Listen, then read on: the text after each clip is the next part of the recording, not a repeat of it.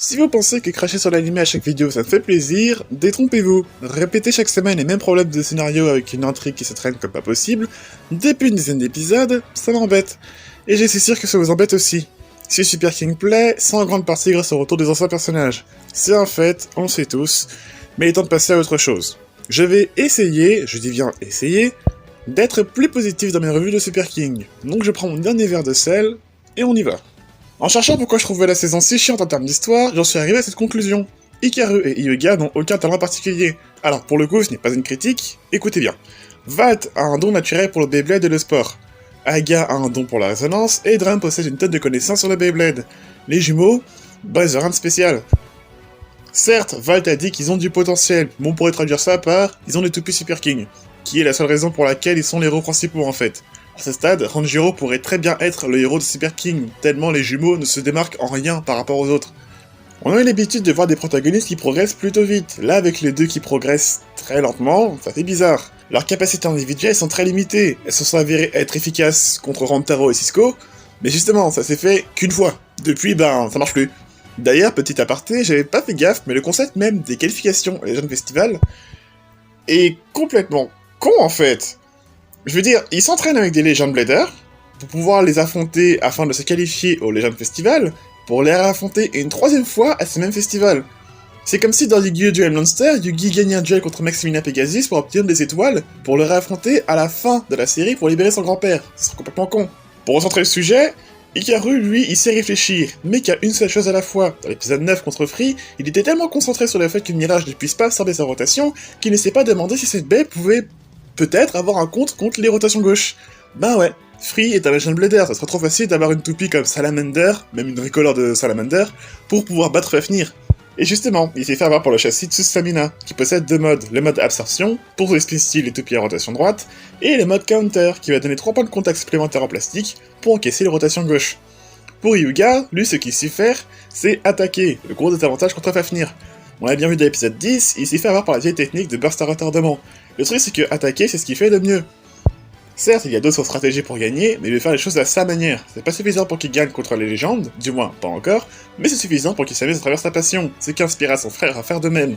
Si on m'a fait remarquer plus d'une fois que les frères Asahi restent ensemble en permanence, pour moi ça ne me pose aucun problème. Ils peuvent très bien rester ensemble et progresser différemment. Ça on le voit dans l'épisode 11. Individuellement, ils ont du mal, du coup ils essaient d'apprendre de l'autre.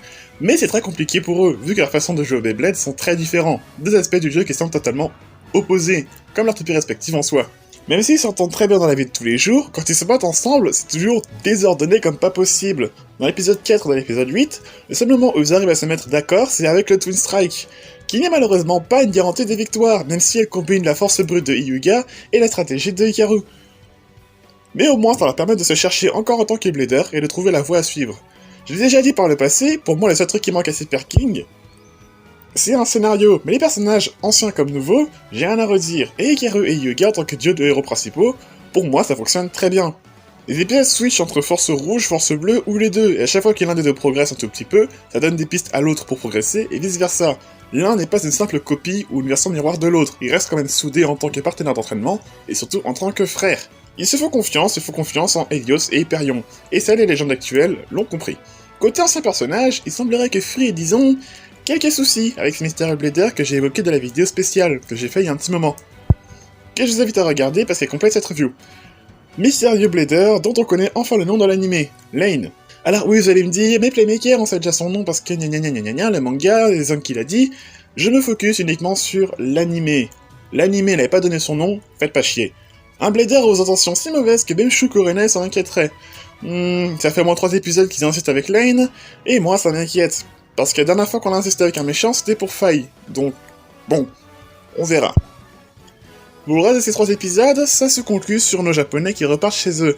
Mais juste avant, ils se retrouvent dans un 2 contre 2, encore une fois, sans justification. C'est juste, ok les gamins, on fait un 2 contre 2, 2 contre 2.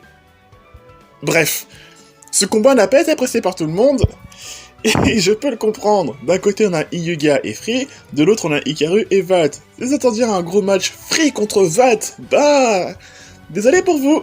Fafnir et Valkyrie c'est tout genre 2 fois, une fois à la fin de la première manche, ce qui se termine sur une égalité, et une autre fois où Vat était resté en retrait et vient bourriner à la dernière seconde pour aider Helios. Pour ceux qui se demandent où est Valkyrie pendant le combat, elle est tout simplement hors caméra à chaque fois. Par contre, ce que je n'ai clairement pas aimé dans cet épisode, c'est que ce 2 contre 2 permettait de gagner des points pour le festival, ce qui est totalement injuste par rapport à Oranjiro qui a dû se démerder seul. Et aussi, c'est que pour pouvoir se focaliser sur Hikaru pour cet épisode, ils se sont débarrassés de Hyuga dans les premières secondes du combat. Dire Hyperion a fait 2 chocs et a explosé, direct. Autant faire un 2 contre 1 dans ce cas-là à ce stade. Concernant l'épisode 12, qui vient la semaine prochaine, pas grand chose d'intéressant à dire, si ce n'est ce nouveau stadium. Si vous suivez l'anime en japonais depuis un moment, vous savez que quand un stadium de ce genre apparaît dans l'anime japonais, il y a de fortes chances que ce soit un stadium que fera Hasbro par la suite. Est-ce qu'on pourrait s'attendre à ça pour la saison 5 chez nous? Si oui, ça ressemble beaucoup à J Hypersphere. Ça présage rien de bon. Bon, ça l'avenir nous le dira. Et j'ai un peu peur quand même. Cette review est à présent terminée, on se retrouve pour une prochaine vidéo. C'était Playmaker, et je vous dis à la prochaine!